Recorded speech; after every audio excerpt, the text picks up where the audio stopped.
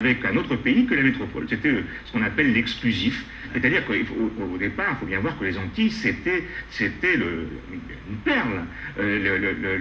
L'exploitation de la canne à sucre et du rhum a fait la fortune des marchands nantais, a fait la fortune de la France. Oui. Donc c'était vraiment... Rappelez-vous que Voltaire, quand on a perdu le Canada, avait dit mais le Canada, le Québec, le Canada, c'est rien du tout. Hein, ce sont les Antilles. Ce sont les Antilles qui comptent, et c'est vrai. Et puis après, bien sûr, ça s'est étiolé. Mais on a gardé le système de l'exclusif, d'où mes chiffres de la balance commerciale. Ce sont des pays qui sont riches. Vous pouvez les redonner, hein, c'est-à-dire 1 milliard d'euros d'importation.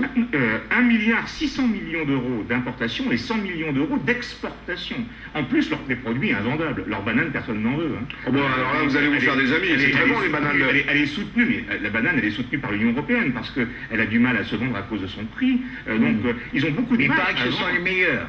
Oui, sauf qu'on dit aussi que les pesticides qui ont été utilisés la rendent problématique. Hein. Donc, c'est un pays qui est incapable de vendre quoi que ce soit à l'extérieur. C'est-à-dire banane et rhum, en fait, est incapable. Et c'est pas de leur faute, puisque on a développé une culture de l'assistanat, on n'a pas encouragé une culture de l'entrepreneuriat, et donc effectivement, ce sont les Blancs qui monopolisent le commerce, qui monopolisent les rhumeries, qui monopolisent les bananeries, et c'est eux qui tiennent les choses, parce que ce sont les descendants d'entrepreneurs. Jacques Julliard, on n'a jamais entendu, ou quasiment jamais, le mot indépendance depuis un mois. Il suffit d'aller là-bas, ce qui est arrivé à beaucoup d'entre nous, parce que beaucoup de gens sont allés y passer des vacances. Moi, j'y suis passé pas en vacances, mais enfin, j'y suis passé. On voit bien que la référence à la France et à l'Europe est capitale. D'abord, c'est vrai qu'il y a des routes, il y a des infrastructures. Alors, quand les Anglais ont quitté leur colonie, y compris leurs îles, ils sont partis sur la pointe des pieds. Oui, sans laisser d'administration. Oui. Ils n'ont pas laissé d'administration, ils n'ont pas laissé de route, ils n'ont pas laissé d'infrastructure. Il leur a dit maintenant, messieurs, débrouillez-vous. Si vous voulez, vous entrez dans le Commonwealth. Bon, ça ne peut pas faire de mal, mais ça ne change rien. Donc, la France est à la fois beaucoup plus coupable que les autres, et en même temps, il faut dire qu'elle a voulu avoir beaucoup plus de mérite ou de vertu.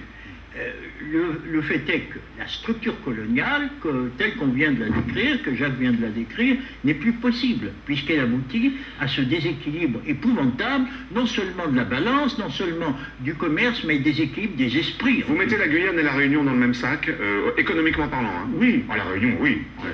Sauf que la Réunion a une capacité à se développer dans l'océan Indien beaucoup plus forte, et qu'il y a un groupe d'entrepreneurs réunionnais beaucoup plus important à la Réunion.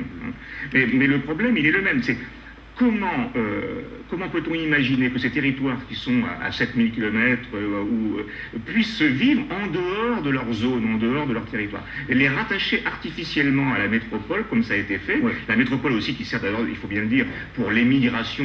L'immigration, c'est-à-dire qu'il y a aujourd'hui travaillant en France 400 000 Antillais, c'est-à-dire l'équivalent de la population d'un des départements. C'est une autre soupape. C'est-à-dire que la France, finalement, et c'est la tradition coloniale, elle est coupable de sa générosité, de sa fausse générosité.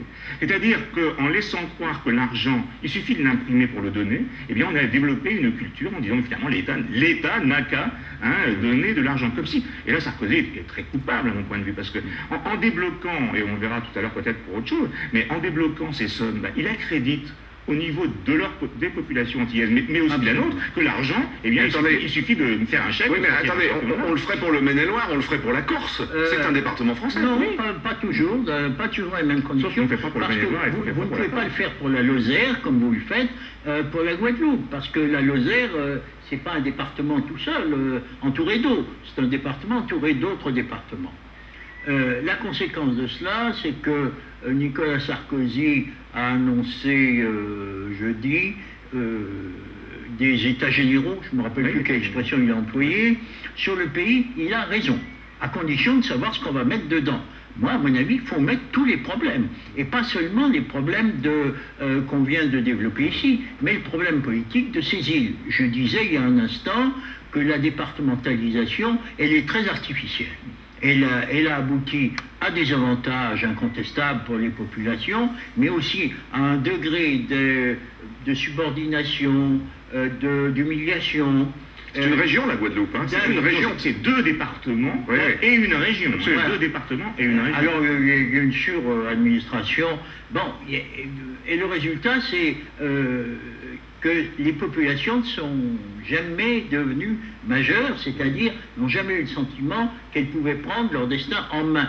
Eh bien, le but de la démarche actuelle, c'est d'aboutir à ce que les populations elles-mêmes se sentent responsables, comptables de leur destin, qu'elles puissent entreprendre.